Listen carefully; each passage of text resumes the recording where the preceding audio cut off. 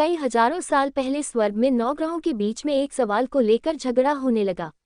ये सवाल था, आखिर सबसे बड़ा है कौन? सारे ग्रह खुद को बड़ा कह रहे थे। होते होते बात इतनी बड़ी हो गई कि सबके बीच लड़ाई होने लगी।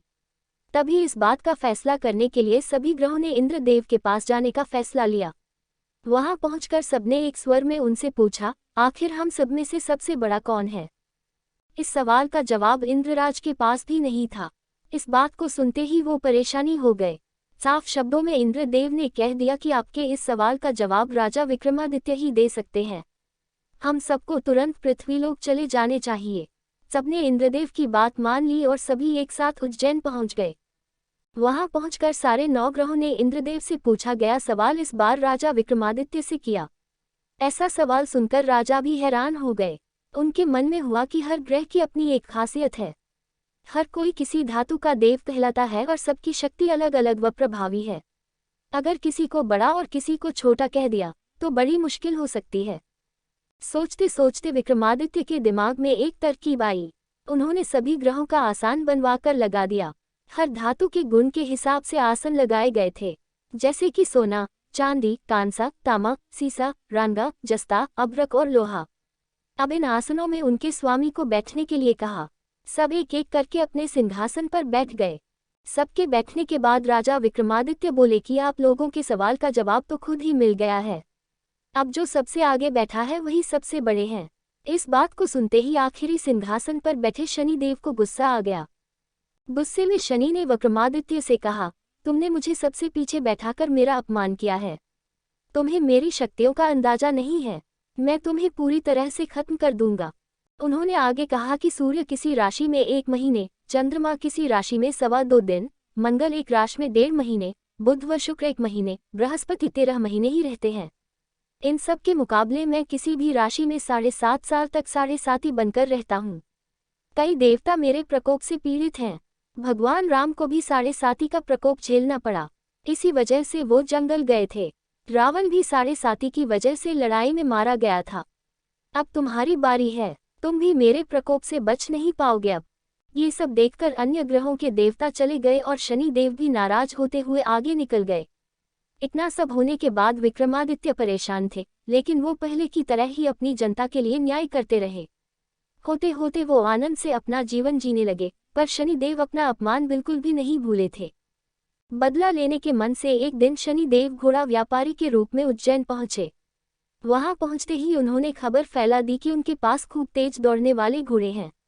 इस खबर के मिलते ही राजा ने घोड़े का ख्याल रखने वाले अश्वपाल को कहा कि जाओ उससे घोड़ा खरीद कर ले आओ।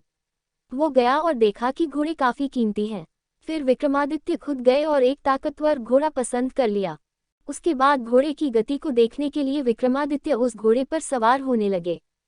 तभी घोड़ा हवा में तेजी से दौड़ा और राजा को जंगल ले जाकर छोड़ दिया। जंगल से राजा अपने नगर वापस आने का रास्ता ढूंढने लगे। उन्होंने कई घंटों तक रास्ता ढूंढा, लेकिन उन्हें रास्ता नहीं मिला और वो भूख प्यास से तड़पने लगे। कुछ ही देर में उन्हें एक चरवाहा दिखा। उससे राजा ने पानी मांगकर पी लिया और पानी के बदले में उसे अपनी सोने की अंगूठी दे दी। उसके बाद राजा रास्ता पूछते हुए एक नगर पहुंचे। वहां सामने ही राजा को एक सेठ की दुकान दिखी। वो कुछ देर के लिए वहां बैठकर उस सेठ से बातें करने लगे।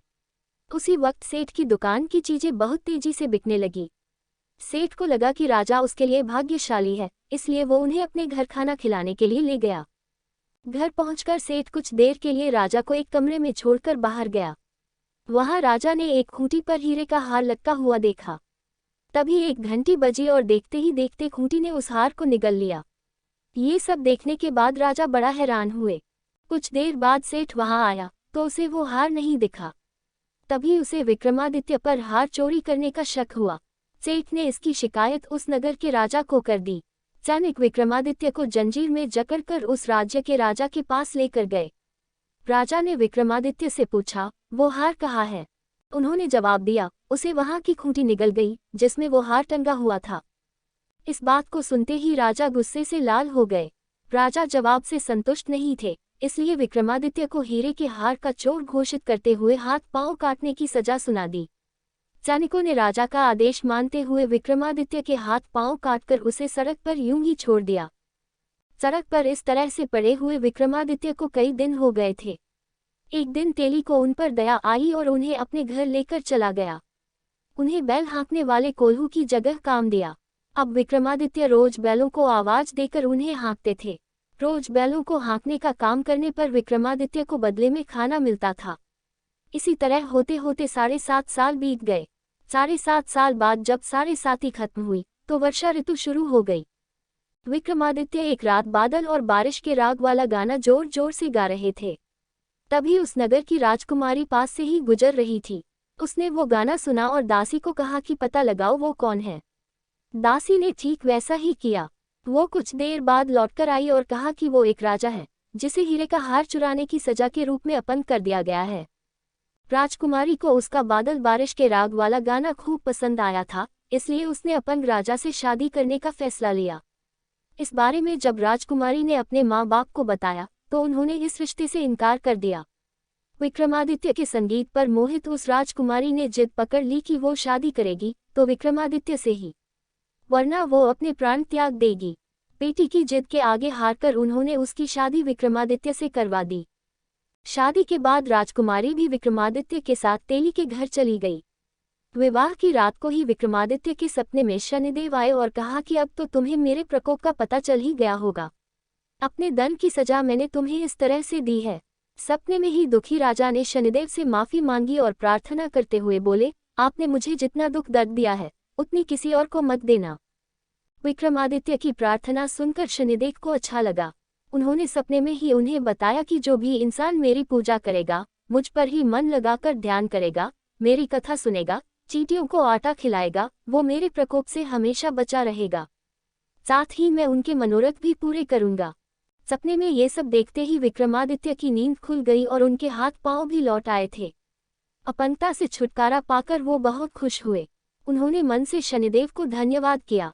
इसके बाद विक्रमादित्य ने अपनी पत्नी को शनिदेव के प्रकोप की पूरी कहानी सुनाई। तभी सेठ को भी पता चला कि वो अपंग इंसान राजा विक्रमादित्य है। उसने दौड़कर राजा से माफी मांगी। राजा ने भी उसे माफ कर दिया, क्योंकि उन्हें पता था कि ये सब कुछ शनिदेव की वजह से हो रहा है।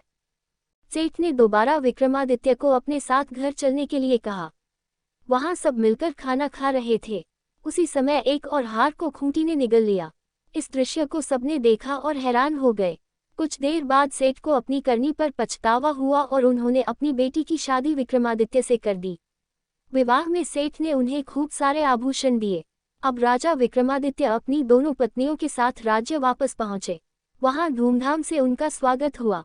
अगले ही दिन विक्रमादित्य ने ये घोषणा करवा दी कि सारे ग्रहों में सबसे श्रेष्ठ शनिदेव हैं।